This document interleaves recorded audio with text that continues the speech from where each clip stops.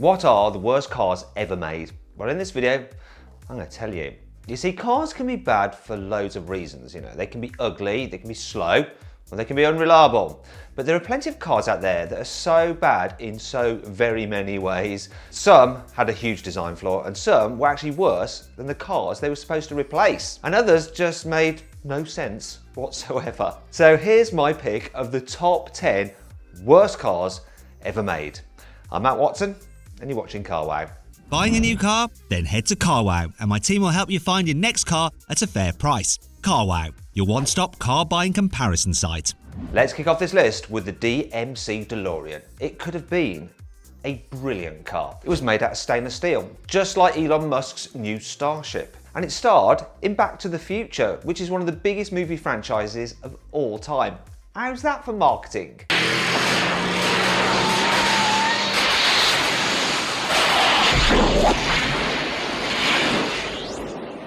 However, it had serious problems.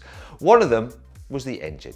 Rather than a burly V8, the DeLorean had a V6 stolen from a Peugeot. So it only had 130 horsepower.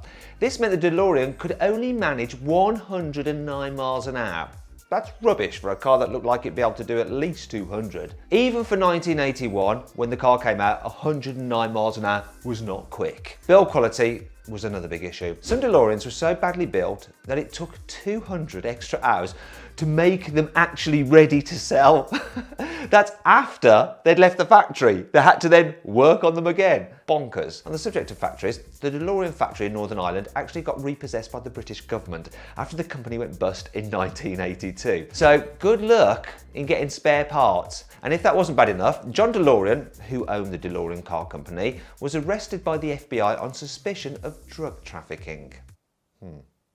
This is the Isetta bubble car, and it's one of the weirdest cars ever made. It was first built by a company that made fridges, which explains why it has one big door on the front instead of one on each side. You know, like a normal car has. Now this probably felt spacey back in the 1950s, but it meant that you couldn't open the door if someone parked a bit too close to you. You'd have to climb in through the roof. It also meant there was absolutely no protection in the event of a crash. None, unless you count your ankles as crumple zones. However, it wasn't all bad. Some of these bubble cars could actually return nearly 90 miles per gallon, which is pretty incredible even for today, but they were unbelievably slow. Some would take half a minute to reach 30 miles an hour. Half a minute for 30, so 30 seconds for 30. Terrible. The fastest version was actually built by BMW, and it had a 300cc bike engine, and it would do 53 miles an hour. Now that must have been absolutely terrifying, bombing down the road at over 50 in what is essentially an egg. Back in the 80s, Pontiac wanted to build a light, mid-engined, two-seater sports car, and it came up with this, the Fiero. It was actually a lot like the original Toyota MR2, but it actually came out a year earlier, in 1983. Now, it all sounds good, doesn't it? So why is it on this list? Well, these cars used to catch fire a lot. By 1987, 260 Fieros, appropriate name obviously, had burnt to the ground because of problems with the piston connecting the rods. They'd fail and cause the engine to catch fire.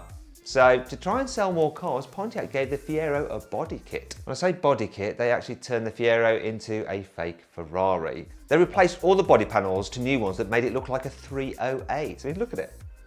I can't believe this was actually a factory option. I mean, how insane is that?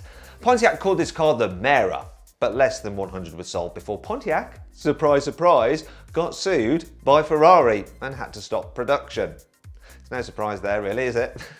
What were they thinking? Convertibles are great, right? Nothing beats folding back the roof on a sunny day.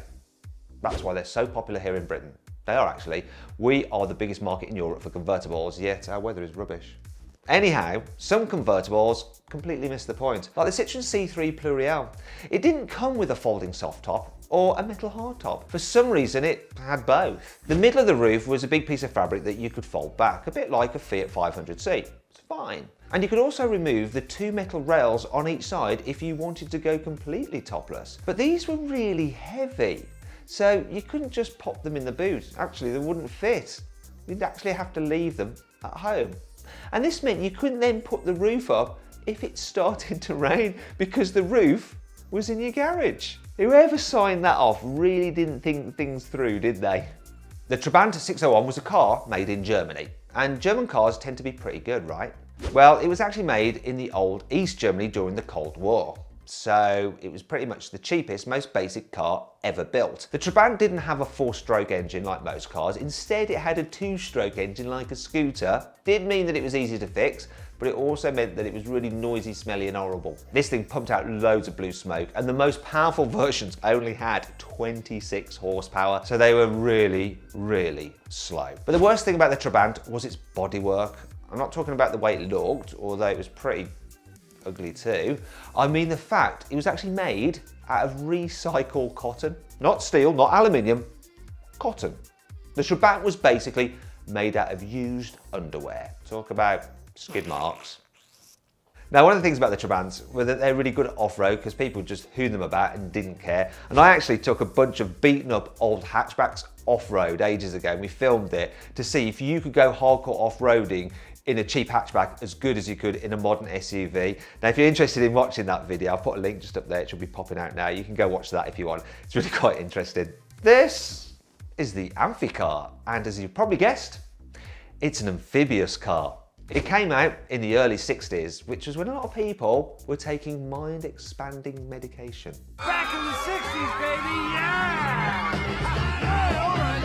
Its engine only made about 40 horsepower, so it was really slow on the road. And it wasn't very boat-shaped either, so it was really slow in the water too. It could only do 7 miles an hour, which meant that if you were in anywhere that had any form of current, you couldn't go forwards. And every time you got it wet, you had to grease all its joints to stop them seizing up or rusting. And some of them were really, really difficult to reach. So if you went in the water, you'd have to take the back seats out and give it all a jolly good greasing down afterwards. Amphibious cars, why do people keep trying to build them? Why not just buy a car and use it on the road, get a trailer to tow your boat and use the boat in the water? Get the right tool for the right job. Just saying. I bet you knew this car was coming, didn't you? Oh yeah, it's the Aston Martin Signet.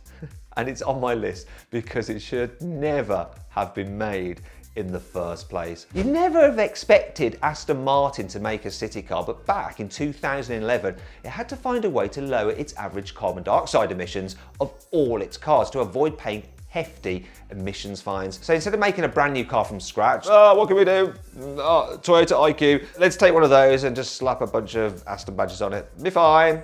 To be fair, the car did its job. It pumped out so little CO2 that they brought Aston's average emissions way, way down. But this didn't stop the Signet from being absolutely crap. You know, there wasn't anything wrong with the Toyota IQ underneath, but Aston's version was so much uglier. How did they manage that? I mean, just look at the Aston grille on the front, it just doesn't work. Also, it was way more expensive than the IQ. So this Signet cost more than £30,000, which is 3 times the price of the Toyota. Aston wanted to sell around 4,000 of them every year. But in the end, only 300 people decided to buy one. And no wonder, I mean, look at it. It's horrible. The next car on my list is the Ford Mustang. Now I'm just wincing because I can see all you American viewers just bashing on your keyboard going, Matt, you're an idiot, you don't know what you're talking about, this is a great car. Hear me out, okay? You see, it's not the new Mustang, that's a really, really good car, and it's not the classic one from the 60s either. Don't worry about that, I'm not completely stupid. It's the Mustang 2 from the 1970s. Now, one of the worst things about this car was the way it looked. It's like a fake copy of a real Mustang. I can't believe Ford actually built this. But the absolutely worst thing about it was its engine.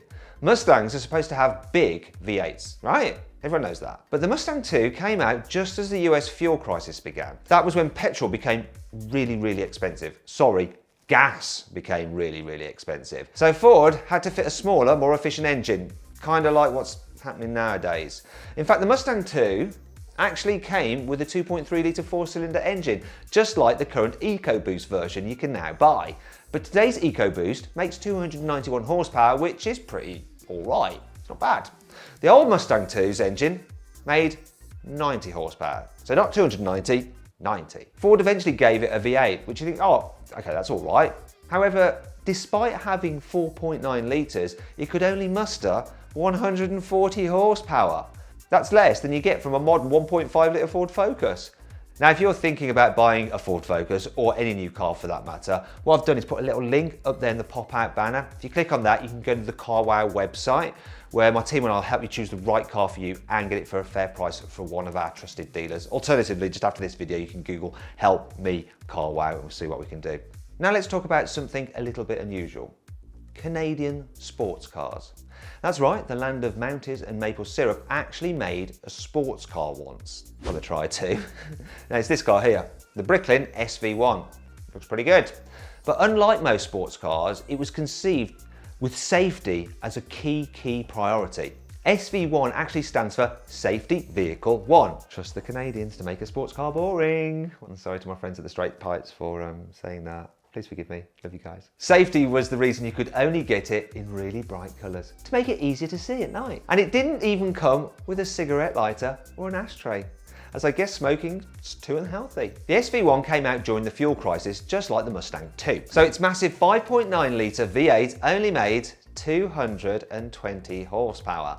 And this engine had to lug around a load of heavy steel impact bars, so the SV1 was very slow.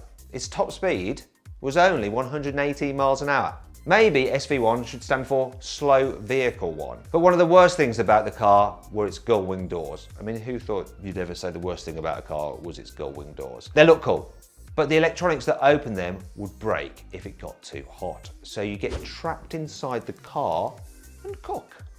We all know modern electric cars are pretty good, right? Teslas will embarrass supercars in drag races. And you can buy relatively affordable hatchbacks with hundreds of miles of electric range, like the Renault Zoe. But back in the early noughties, electric cars were crap. And the worst of the worst was the G-Wiz. I'm slightly hesitant about putting it on my list, not because it was a good car, but because it wasn't really a car at all. It actually got sold as a quadricycle instead. Basically, because of its low weight, it was classed as a quad bike with a roof, so it didn't need to pass all those safety tests. Good thing it could only do 50 miles an hour then. Now, I actually went in one of these G-Wizes and drove on for a few days, and it's incredibly cramped, incredibly slow, and not a pleasant experience. I remember thinking back then, there is no way electric cars are gonna take off if they're anything like this. How wrong was I? Now, if you'd like to keep up to date with all the latest car news and reviews in between these video uploads, click on the pop-out banner just up there, and that's a link which will take you through to our website, CarWow, where you can sign up to the CarWow newsletter. It's completely free, and we'll send you updates to your email inbox on a weekly basis, and if you want to, you can unsubscribe at any time. Go check it out. I hope you all enjoyed the video. If you did, please give it a like. Please let me know in the comments below which you think are the 10 worst cars of all time. Now, once you've done that, if you click on that window there, you can watch a cool drag race. And if you click on that window down there, you can watch an even cooler drag race. And if you click on that box there, you can go to CarWow to see how much money you can save on a new car. Thanks for watching.